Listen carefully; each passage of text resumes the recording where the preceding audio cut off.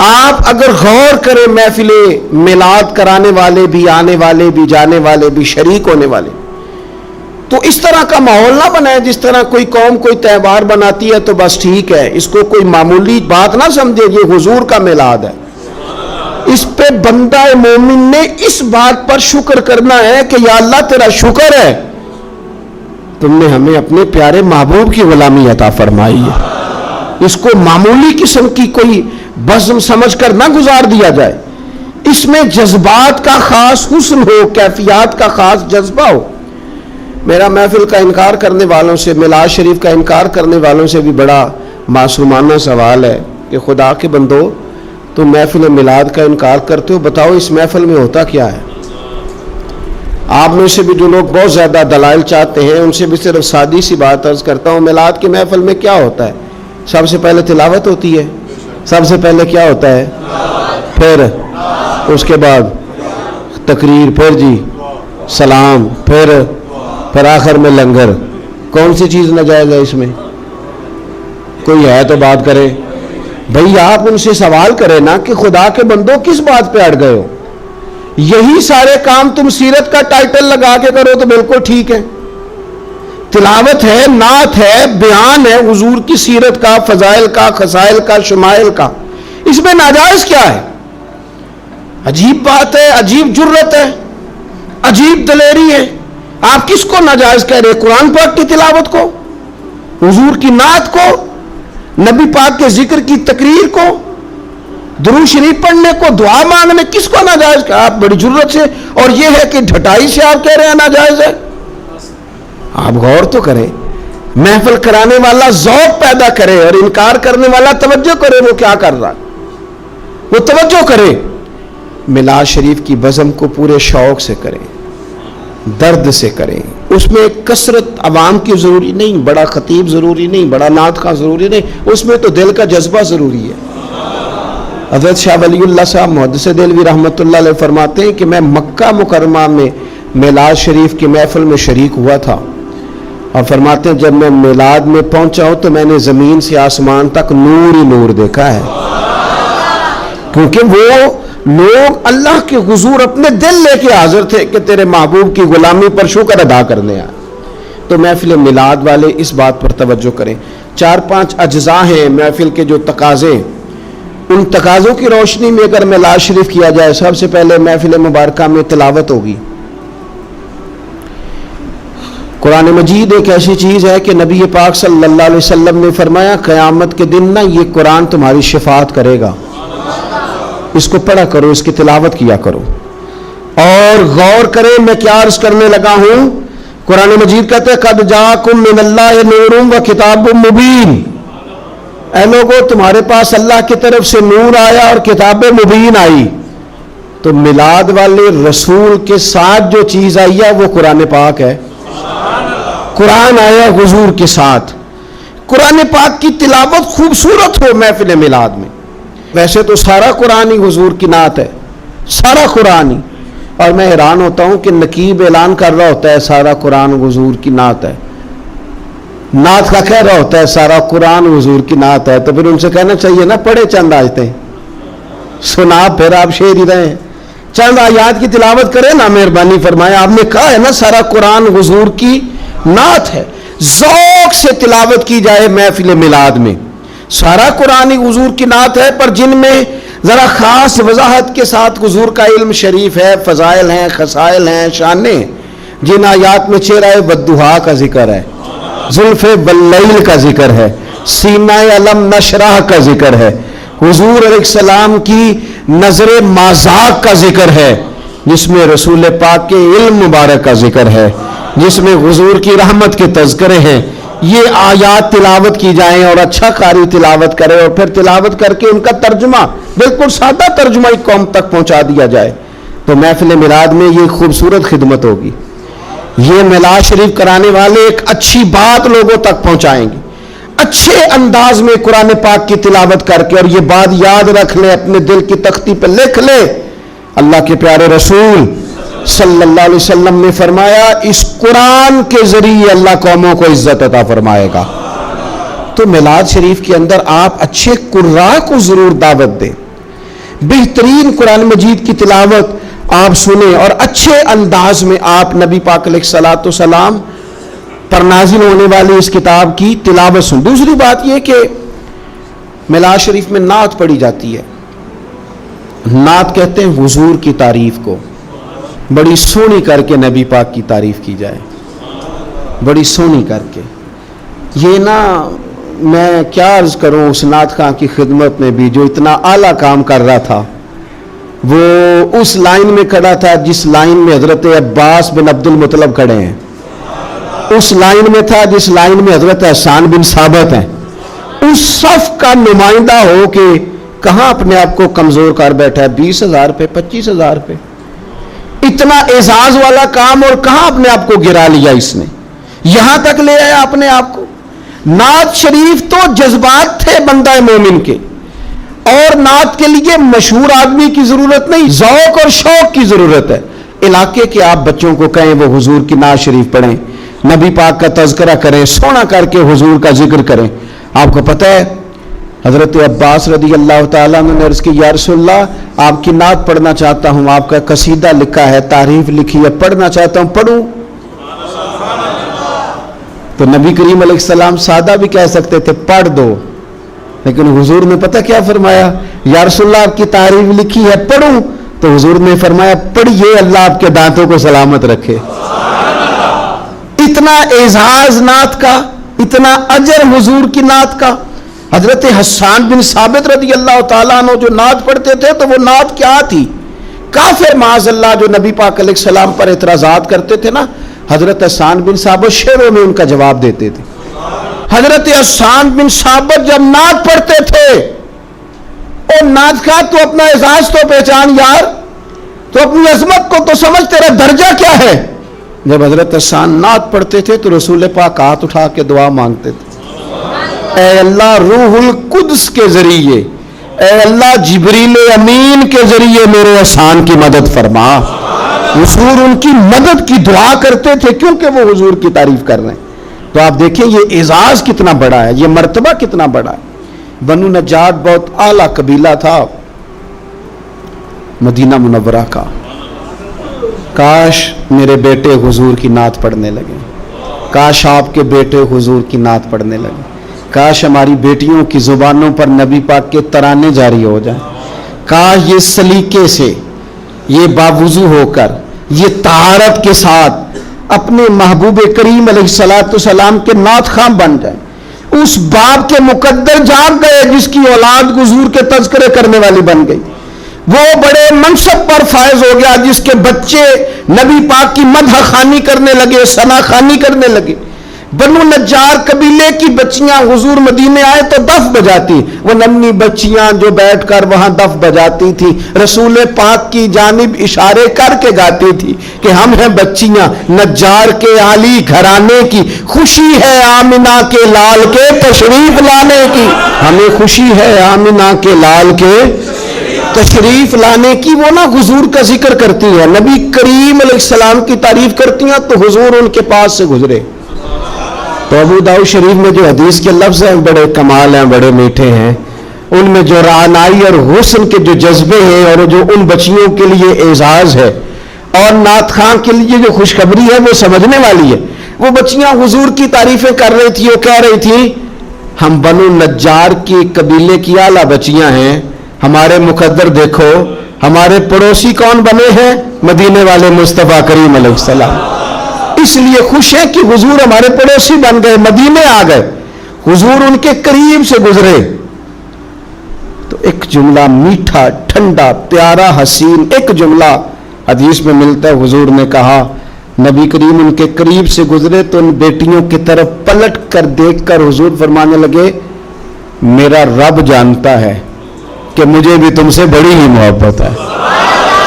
ہوں میں اپنی حیاتی تو قربان نہ جاواں, دیکھو محمد محمد پکیندے گزر گئی. اللہ جانتا ہے کہ مجھے بھی تم سے بڑی محبت. تو یہ نعت خوانی, نعت پڑھنا, نعت سننا, یہ تو بڑا اعزاز کا کام, یہ تو بڑی فضیلت کا کام ہے. پھر اس کے بعد باری آتی ہے بیان کی. واعظ و نصیحت کے لیے بہت زیادہ جوش خطابت کی ضرورت نہیں ہوتی. نبی پاک صلی اللہ تعالی علیہ وسلم کے سیرت کے سوانے کے کچھ مطالعہ کی ضرورت ہوتی ہے. اگر ہم اپنی مسجد کے خطیب کے پاس ہی وقت پہ چلے جائیں نا جمعہ پڑھنے, تو امید ہے کہ وہ ایک آیت کا ترجمہ تو کریں گے, چند احادیث مبارکہ تو ہمیں سنائیں گے. آپ کسی کے پاس بیٹھ جائیں, اس کا خطابت میں بڑا نام ہونا ضروری نہیں, اس کا حضور کا غلام ہونا ضروری ہے. ایسے خطباء کو دعوت دیں جو اہل سنت کے مسلمات کی روشنی میں کتاب و سنت کا نچوڑ لا کے آپ کو وہ بیان کریں اور آپ کو سنائیں. نبی پاک علیہ السلام کی سیرت اگر بیان کی جاتی, حضور کے فضائل, خصائل, شمائل, تعریفیں اگر کی جاتی, ہماری اولادوں کے دلوں میں حضور کی محبت پیدا ہوتی. اور میرا یقین ہے کہ جس دن ہم قوم کو حضور کی سیرت سنانے میں کامیاب ہو گئے نا, اس قوم کو جینے کا سلیقہ آ جائے گا, انہیں زندگی گزارنے کے ڈھب نصیب ہو جائیں گے. انہیں سمجھ آ جائے گی کہ معاشرے کے اور سوسائٹی کے اندر سکون سے, چین سے, وقار سے کس طرح رہا جا سکتا ہے اگر ہم کامیاب ہو جائیں. اس لیے حضور کی سیرت بیان کی جائے, اخلاق عالیہ کا تذکرہ کیا جائے, اوصاف جمیلہ بیان کیے جائے, فضائل, شمائل, سیرت کا ایک باب ایک تقریر میں بیان کیا جائے. اور حضور کے فضائل بیان کرنا کتنا اعزاز کا کام ہے. آپ قرآن پاک پڑھیں نا, رب نے اپنے نبی کے فضائل بیان فرمائے. لقد من اللہ علی المؤمنین اذ بعث فیہم رسولا لقد جاءکم رسول من انفسکم عزیز علیہ ما عنتم حریص علیکم بالمؤمنین رؤوف الرحیم. یا ایھا النبی انا ارسلناک شاہدا ومبشرا ونذیرا وداعیا الی اللہ باذنہ وسراجا منیرا وما ارسلناک الا رحمتا للعالمین. کہاں کہاں رب کریم نے اپنے محبوب کے فضائل بیان کیے. ان کو کھولا جائے, ان کو بیان کیا جائے, ان کی تفسیریں پڑھی جائیں, قوم کے دلوں میں, لوگوں کے دلوں میں حضور کی محبت بٹھائی جائے. آپ دیکھیے سنن ترمذی کتاب المناقب میں حدیث ہے, حضرت عبداللہ ابن عباس فرماتے ہیں چند صحابہ بیٹھ کے حضور کا ذکر کر رہے تھے, مختلف انبیاء کا تذکرہ کر رہے تھے. کسی نے کہا حضرت ابراہیم خلیل اللہ ہیں, جناب اسماعیل ذبیح اللہ ہیں, حضرت موسیٰ کلیم اللہ ہیں, حضرت عیسیٰ کلمت اللہ ہیں. باتیں ہو رہی تھی, حضور بھی آ گئے. فرمایا جو تم نے کہا میں نے سن لیا, سنو پھر اعلیٰ وانا حبیب اللہ. میں فخر سے نہیں کہتا مجھے رب نے اپنا محبوب بنایا ہے, میں فخر سے نہیں کہتا. حضور فرمانے لگے سنو, قیامت کے دن حمد کا جھنڈا میرے ہاتھ میں ہوگا پر میں فخر سے نہیں کہتا. فرمایا قیامت کے دن سب سے پہلے میں شفاعت کروں گا اور میری شفاعت ہی قبول کی جائے گی پر میں فخر کے ساتھ نہیں کہتا. فرمایا صبح قیامت سب سے پہلے جنت کا دروازہ میں کھٹکھٹاؤں گا اور میرے لیے ہی سب سے پہلے کھولا جائے گا پر میں فخر کے ساتھ نہیں کہتا. رسول کریم صلی اللہ تعالی علیہ وسلم ارشاد فرمانے لگے فقیر, غریب, مومن قیامت کے دن میرے ساتھ جنت میں جائیں گے پر میں فخر کے ساتھ نہیں کہتا. حضور فرمانے لگے پہلوں میں بھی اور پچھلوں میں بھی اللہ کی بارگاہ میں سب سے زیادہ اعزاز میرا ہوگا پر میں فخر کے ساتھ نہیں کہتا. فاضل بریلوی کیا فرماتے ہیں, کہتے ہیں پیش حق مجدہ شفاعت کا سناتے جائیں گے, وہ آپ روتے جائیں گے ہم کو ہنساتے جائیں گے, باغ جنت میں محمد مسکراتے جائیں گے صلی اللہ تعالی علیہ وسلم. باغ جنت میں محمد مسکراتے جائیں گے, پھول رحمت کے گریں گے ہم اٹھاتے جائیں گے. اور کیا کسی نے خوب کہا خلد میں ہوگا ہمارا داخلہ اس شان سے ہم یا رسول اللہ کا نعرہ لگاتے جائیں, یا رسول اللہ کا نعرہ لگاتے جائیں. تو حضور نے تو خود اپنے فضائل بیان کیے, لہذا بہترین گفتگو. پھر صلاۃ و سلام ہوگا محفل میں. یہ جو درود و سلام ہے نا, دیکھیں نا انداز کیا ہے, ان اللہ و ملائکتہ یصلون علی النبی. اللہ بھی, اللہ کے فرشتے بھی نبی کریم پر درود بھیجتے ہیں. یا ایھا الذین آمنوا, اے ایمان والو. انہیں اپنے لفظوں میں ترجمہ کر لیں, اے میرے نبی کے ماننے والو. صلو علیہ وسلموا تسلیما, تم بھی محبوب پر درود بھیجو اور خوب سلام پڑھو. تم بھی درود بھیجو اور خوب سلام پڑھو. پھر ہمیں سکھایا نا ہمارے امام نے کہ کہنا ہے مصطفیٰ جان رحمت لاکھوں، شم بزم ہدایت پہ لاکھوں سلام، جس کے گچھے سے لچھے جڑے نور کے، ان ستاروں کی نصرت پہ لاکھوں سلام، اور فرمانے لگے ان کی باتوں کی لذت پہ بے حد درود، ان کے خطبے کی ہیبت پہ لاکھوں سلام، اور جس سہانی گھڑی چمکا طیبہ کا چاند، اس دل افروز ساتھ پہ لاکھوں سلام۔ اور کہنے لگے میں سلام پڑھ رہا تھا تو فرشتے بھی میرے کان میں آ کے باتیں کرنے لگے، مجھ سے خدمت کے قدسی کہیں ہاں رضا، ہاں رضا، مصطفیٰ جان رحمت پہ لاکھوں سلام، مجھ سے خدمت کے قدسی کہے ہاں رضا، مصطفیٰ جان رحمت پہ۔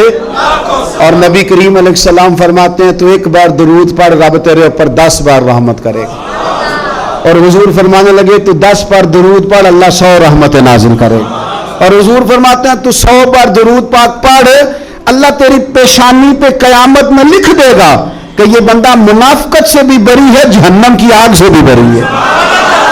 تو درود شریف پڑھا جاتا ہے ہماری محفل میں، پھر دعا ہوتی ہے، اور دعا تو عبادت کا مغز ہے نا، اور دعا تو عین عبادت ہے، اور حضور نے فرمایا جو رب سے مانگے رب راضی ہوتا ہے، جو نہ مانگے ناراض ہوتا ہے۔ اور دعا کی ترتیب بھی یہی ہے کہ پہلے اللہ کی حمد ہو، پھر حضور پہ درود ہو، پھر اس کے بعد دعا ہو۔ تو مجھے بتائیں جب محفل پاک میں ہم قرآن پاک پڑھیں گے، نعت پڑھیں گے، کتاب و سنت کی روشنی میں خطاب سنیں گے، حضور پر درود و سلام پڑھ کے ہاتھ اٹھائیں گے تو وہ تو کریم ہی بڑا ہے، جو مانگیں گے اپنے فضل سے انشاءاللہ عطا فرمائے گا، وہ عطا فرمائے گا۔ تو یہ مقام ہے وہ یہاں دعائیں مانگی جائیں اور اللہ اپنے فضل سے قبول کرنے والا ہے۔ پھر اس کے بعد لنگر شریف ہوتا ہے۔ 2-3 گزارشات ہیں محفلیں کرانے والوں سے اور میلاد پہ لنگر بانٹنے والوں سے۔ ایک لنگر وہ ہے جو ابا جی کے ختم سے منسوب ہے، یہ میرے ابا جی کے ختم شریف کی روٹی۔ ایک لنگر وہ ہے بزرگوں کے ختم سے منسوب ہے، ایک وہ ہے جو بیٹے کے عقیقے سے منسوب ہے، ایک بیٹے کے ولیمے سے منسوب ہے، ایک لنگر حضور کے میلاد سے منسوب ہے۔ آپ نے صحیح بتانا ہے، ابا جی کے ختم کی روٹی بھی کبھی کسی نے چھتوں سے پھینکی ہے شاپروں پہ ڈال کے، دادا جی کے ختم شریف پہ کھانا پکا ہو تو چھت سے پھینک دیتے ہو لفافے میں ڈال، بچے کے عقیقے پہ ولیمے پہ، تو میلاد پہ کیوں پھینکتے ہو؟ میلاد پہ کیوں پھینکتے ہو؟ کوئی یہ طریقہ ہے؟ آپ کم از کم چلیں بہت سارے مجموعوں کو بہت زیادہ اعزاز کے ساتھ نہ صحیح تو کم از کم یہ کہ آپ بٹھا کے تو کھانا دے دیں، وقار کے ساتھ ہی کھانا کھلا دیں۔ اور میں اپیل کروں گا محفل کرانے والوں سے، اور مجھے امید ہے خطیب، مشائخ، نعت خواں، قاری، یہ سارے حضرات بھی میری بات سے اتفاق کریں گے، میلاد شریف پہ نہ سب کی روٹی ایک جیسی پکا لی جائے، جو غریب کھائے وہی پیر کھائے، جو عام کھائے وہی نعت خواں کھائے، جو سارے کھائیں وہی پیر صاحب، صوفی صاحب، درویش صاحب، خطیب صاحب، مہمان خصوصی صاحب بھی کھائیں۔ اور یارو کچھ لوگ روز گوشت کھاتے ہیں، کچھ گھر ایسے ہیں کہ اگر چاولوں میں گوشت پڑ بھی جائے نا تو سارے بچوں کو بوٹیاں نہیں ملتی، ان گھروں میں بچے نا گوشت کے لیے لڑتے ہیں کہ میں نے بوٹی کھانی یا میں نے بوٹی کھانی، اور باپ پریشان، غریب، کمزور دور بیٹھ کے دیکھتا ہے کہ میری جیب میں زیادہ پیسے ہوتے تو میں زیادہ گوشت لاتا۔ ایسا نہ ہو کہ ہم میلاد شریف پہ زیادہ گوشت ڈال کے چاول ہم نے پکائے ہوئے ہوں اور اسے پتہ ہو کہ آج بٹھا کے اعزاز کے ساتھ روٹی کھلائی جائے گی تو اپنے تینوں بچے غریب آدمی ساتھ لے آئے، اور اس کا 3-4 سال کا بچہ جب اسے 3-4 بوٹیاں اکٹھی ملیں تو اپنے ابا جی سے پوچھے ابا جی آج خیر ہے، آج بڑا گوشت مل رہا ہے، خیر ہے؟ تو پھر تجھے میلاد سکھانا نہیں پڑے گا، پڑھانا نہیں پڑے گا، بتانا نہیں پڑے گا۔ اس کا باپ جب اس کے کان میں کہے گا نا پتر آج راج کے کھا، آج مدینے والے محبوب کا میلاد شریف، آج میلاد ہے، حضور رسول کریم علیہ السلام کی محفل نور میں تو آیا ہے۔ اور سنے نبی کریم نے کیا فرمایا، حضور فرمانے لگے جو بھوکے کو کھانا کھلائے گا نا اللہ قیامت کے دن اسے جنت کے پھل کھلائے گا۔ وہ بہت سارے لوگ کہتے ہیں میلاد کرتے ہیں غریبوں کو دے دو، تو میں کہتا ہوں ہمارے میلاد کی محفلوں میں پہلے ہی تو غریب آتے ہیں، ہم غریبوں کو تو کھلا رہے ہیں۔ امیر تو اللہ تعالیٰ انہیں توفیق دے، وہ تو سیاسی جلسوں میں جاتے ہیں، وہ تو جاتے ہیں جہاں MNA اور MPA کے جلوس نکلنے ہو تو وہاں جاتے ہیں۔ یہ غریب ہی تو ہیں جو آتے ہیں حضور کے نام پہ پیچھے بیٹھ کے روتے ہیں نبی کریم کی نعت پہ۔ تو لنگر شریف اگر اس تسلسل سے ہو، اس شوق سے ہو، اس ذوق سے ہو کہ بہت سارے غرباء کو میسر آئے اور ان کو کھانے کھلائے جائیں، پیٹ بھر کے کھانے کھلائے جائیں، ہو سکے تو کچھ غریبوں کو کپڑے بانٹے جائیں حضور کے میلاد کے نام پر، ہو سکے تو کچھ کی امداد کی جائے کہ یہ میلاد کا تحفہ ہے تیرے لیے۔ اگر یہ سارے ذوق میلاد النبی پہ لنگر شریف کے نام پر پیدا کر لیے جائیں تو آپ یقین کریں کہ میلاد نہ اس طرح کا بن جائے گا کہ وہ تقریروں سے، باتوں سے اتر کر دلوں میں اترنا شروع ہو جائے گا، اور بہت سارے لوگ ایسے ہوں گے جن کی روحیں وجد کریں گے میلاد آنے پر، طبیعتیں مائل ہوں گی، اور میلاد کا سبق بھی یہی ہے، درس بھی یہی ہے، شوق بھی یہی ہے۔ بہرحال یہ پورا مہینہ درود شریف پڑھ کے گزارنا ہے، یہ سارا مہینہ حضور کی نعت، سویرے بھی ہمارے گھر چلے، شام بھی ہمارے گھر چلے، ہم سویرے گھر سے جائیں تو نعت سن کے جائیں، آتے ہی نعت چلائیں، ہم اپنے بچوں کو نعت کے بٹن دبا کے دیں، ہمارے گھروں میں حضور کا تذکرہ ہو، نبی پاک کے ذکر جمیل سے ہمارے گھر آباد اور روشن ہو، ہماری بیٹیاں حضور کے تذکرے کرنے والی ہو، ہمارے ہاں خاص قسم کا ذوق گھروں میں بن جائے۔ حضرت عباس رضی اللہ تعالیٰ عنہ فرماتے ہیں میں گھر کے اندر بیٹھ کے اپنے بچوں کو حضور کا ذکر سنا رہا تھا، حضور کہیں باہر سے گزرے تو میرے نصیب جاگ گئے، حضور نے سنا تو دروازے پہ کھڑے ہو گئے، بات ختم ہوئی، دروازے پہ دستک ہوئی، دروازہ جو کھولا تو حیران رہ گیا، اللہ کی ساری رحمتیں تو میرے دروازے پر موجود ہیں۔ تو قریب محبوب فرمانے لگے چچا میرے تذکرے کر رہے تھے؟ یا رسول اللہ آپ کا ذکر بتا رہا تھا، میں نے بچپن بھی دیکھا، جوانی بھی دیکھی، آپ کے والدین بھی دیکھے، تو آپ کے تذکارے جمیلہ بچوں کو سنا رہا تھا۔ فرمایا چچا مبارک ہو، میری شفاعت تم نے اپنے حق میں ثابت کر لی ہے، اب میں تمہاری سفارش کروں گا صبح قیامت، چونکہ تمہارے گھر میں حضور کا تذکرہ ہوتا ہے۔ خوب نعتیں پڑھیں حضور کی، خوب۔ آپ نعت کا ذوق بنا لیں گے تو زبان پہ جاری بھی ہو جائے گی۔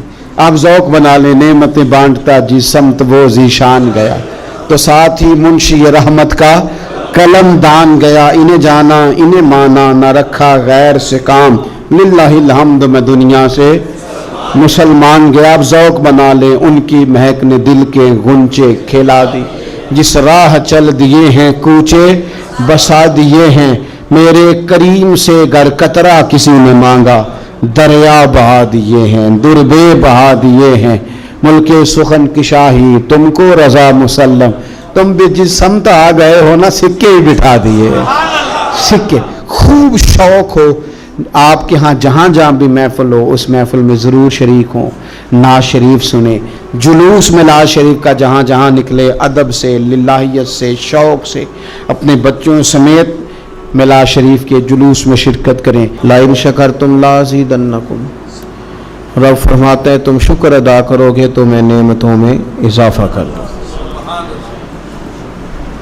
تشکر جو ہوتا ہے، شکر جو ہوتا ہے، وہ جذبات قلبی کا نام ہوتا ہے کہ آپ کے احساسات اللہ کا شکر ادا کر رہے ہیں، ذہنی طور پر قلبی طور پر آپ اپنے رب کی بارگاہ میں جھکے چلے جا رہے ہیں۔ زبان سے جو آپ کلمات شکر ادا کرتے ہیں ان کی بھی بڑی قیمت ہے، لیکن وہ کئی دفعہ ہمارے دل کی اور ہماری روح کی عکاسی نہیں کر رہے ہوتے۔ آپ اگر شکر کا جذبہ اس طرح کا پیدا کریں کہ آپ کا رواں رواں، آپ کی سانس سانس، آپ کا لمحہ لمحہ اپنے رب کا شکر گزار ہو جائے۔ بے شمار نعمتیں دی ہیں اور دینے والا خود فرماتا ہے کہ تم گننا چاہو تو میری نعمتیں گن نہیں سکتے۔ اب اگر ان نعمتوں پر شکر کا ذوق بنایا جائے، طبیعت بنائی جائے کہ ہم نے اللہ کا شکر ادا کرنا ہے، تو اس سے نعمتوں میں برکت ہوتی ہے، اضافہ ہوتا ہے۔ ہمارے ہاں جو نعمت نہیں ہوتی اس کے لیے تجسس تو ہوتا ہے، پر جو نعمت موجود ہوتی ہے اس کا شکر ادا نہیں ہوتا۔ حصول کے لیے تو تڑپ موجود ہوتی ہے کہ میرے پاس سارا کچھ ہے تو پیسے کیوں نہیں، ادھر تو دوڑ دھوپ ہو رہی ہوتی ہے، پر جو صحت ہے، اولاد ہے، تندرستی ہے، نماز کی توفیق ہے، ان نعمتوں پر ہم شکر نہیں ادا کر پا رہے ہوتے۔ تو مقام تشکر پہ جب آپ کھڑے ہو جاتے ہیں تو پھر آپ کا اللہ کے ساتھ قرب بڑھتا ہے۔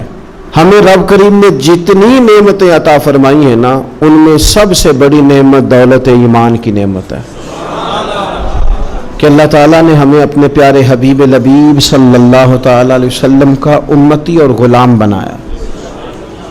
آپ غور تو کریں اس شخص کی طرف جس نے اپنے ہاتھوں سے ایک بت بنایا ہے، اپنے ہاتھوں سے اس کے ناک کان بنائے ہیں، اور اگر اس کی کوئی چیز ٹوٹ جاتی ہے تو اپنے ہاتھوں سے وہ اس کو صحیح کر رہا ہے۔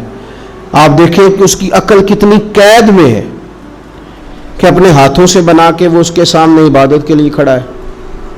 اگر خدا کا فضل نہ ہو تو انسان ان گمراہیوں کی طرف چلا جاتا ہے، اپنا نقصان کر بیٹھتا ہے۔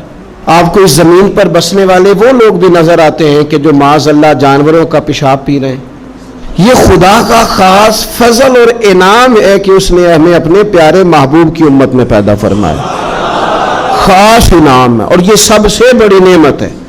اور حضور کی غلامی میں آتے ہی ہمیں شرف کیا ملا؟ کنتم خیر امت، اللہ فرماتا ہے تم ساری امتوں میں سے بہترین امت ہو گئے۔ اور رسول کریم صلی اللہ علیہ وسلم بیت اللہ شریف میں کعبہ معظمہ کے سامنے کھڑے ہو کے فرماتے ہیں کعبے تیری بڑی عزت ہے، پر رب کی نظر میں بندہ مومن کی عزت کعبے سے بھی زیادہ ہے۔ اب یہ کتنی بڑی نعمت ہے، اس پر کتنا بڑا ہمیں تشکر کا اظہار کرنا چاہیے تھا، لیکن ساری زندگی جٹ بٹ چودھری ہونے پر تو فخر کیا، مسلمان ہونے پہ نہ کر سکے۔ ساری زندگی ہم نے اپنے قبیلے پر، رنگ پر، علاقے پر، بستی پر، زبان پر، علم پر، دولت پر تو فخر کیا، کاش 2 رکعتیں پڑھ کے کہتے یا اللہ تیرا شکر ہے تو نے نبی پاک کا غلام بنایا۔ یہ اتنا بڑا اعزاز ہے کہ دعائیں مانگ مانگ کے بھی بہت سارے لوگ اسے حاصل نہ کر پائے، ہمیں بن مانگے ملا ہے۔ لیکن تشکر کے جذبات قلبی طور پر جو ہونے چاہیے، حضور کا ذکر کسی کا محتاج نہیں، کسی کا محتاج نہیں۔ وَرَفَعْنَا لَكَ ذِكْرَكَ، رب فرماتا ہے محبوب ہم نے خود آپ کے ذکر کو بلندیاں عطا فرما دی، ہم نے آپ کے لیے آپ کے ذکر کو بلند کر دیا۔ لیکن ہمارے ذمے کیا تھا کہ ہم خاص کر اس نعمت کا شکر ادا کریں، خاص کر محفل میلاد کرانے والوں سے اور سارا سال حضور کا تذکرہ کرنے والوں سے میری چھوٹی سی اپیل درد مندانہ یہ ہے کہ ہمیں غور کرنا چاہیے، ہمیں توجہ کرنی چاہیے، ہمیں خاص اپنے دل اور اپنی روح پر غور کرنا چاہیے کہ یہ جو ہم محفل کرا رہے ہیں حضور کے نام کی، اس میں ہم خالص ہیں، ہمارا اخلاص اس میں شامل ہے، للہیت کا دخل ہے۔ آپ کو اگر للہیت نصیب ہے اور ذوق آپ کو حاصل ہے، میسر ہے، اور یہ قلبی بات ہے، یہ نہ آپ کسی کو بتائیں گے تو پتہ چلے گا، یہ آپ کا اور رب کا معاملہ ہے کہ ہمیں اگر تو میسر ہے وہ چیز۔ بہت سارے لوگ ایسے ہیں، ان سے میں اکثر کہتا ہوں کہ محفل تو حضور کے نام کی ہے، اس میں تو میرے بھائی آپ کی گلی کا وہ نعت خواں جس کی بالکل کوئی آواز نہیں، وہ بھی نعت پڑھے تو پڑھے حضور کو راضی کرنے کے لیے، تو وہ بات قبول ہے۔ اگر آپ نے 60,000 والا منگایا ہے اور آپ کو بھی پتہ ہے پیسے دیے ہیں، تو اس کو بھی پتہ ہے پیسے لیے ہیں، تو آپ بھی کہہ رہے ہیں کہ پڑھنا نہیں، اس نے پیسے نہیں لیے، تو وہ بھی کہہ رہا ہے کہ میں نے لیے ہیں، تو مجھے بتائیے کیا اس میں ذائقہ کیا رہ جائے گا؟